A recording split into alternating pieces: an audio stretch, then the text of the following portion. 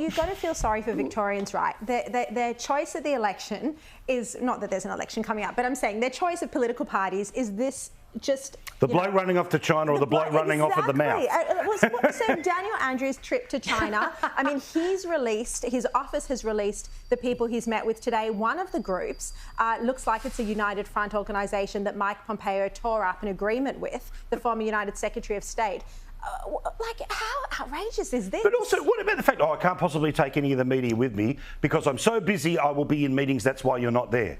When he gets there, does an interview with Chinese television. So which was it? There's no time to talk to the cameras, or you just didn't want to talk to the Australian ones? But also, it's the idea that it's bar the pandemic, he's been there every year.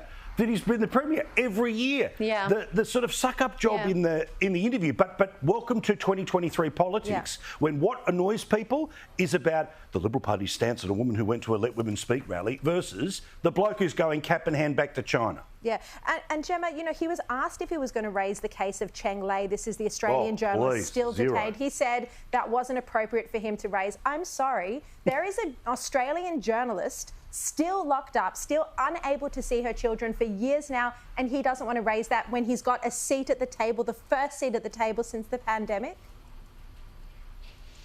Well, the first thing I need to do is, Sharri, is to declare not a conflict, but to declare that my company works with has worked with several Chinese-owned entities, and that's important. Disclosure is something governments could learn a little bit, and I want everybody to be aware of that to start with. But you're absolutely right. What could be more appropriate?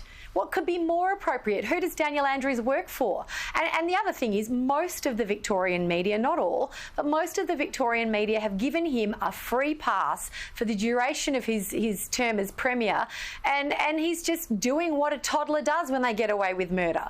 He's just doing what he is. He's not scared of any kind of consequences here. But also, here's the thing, right? We all know Daniel Andrews re-endorsed by the people of Victoria.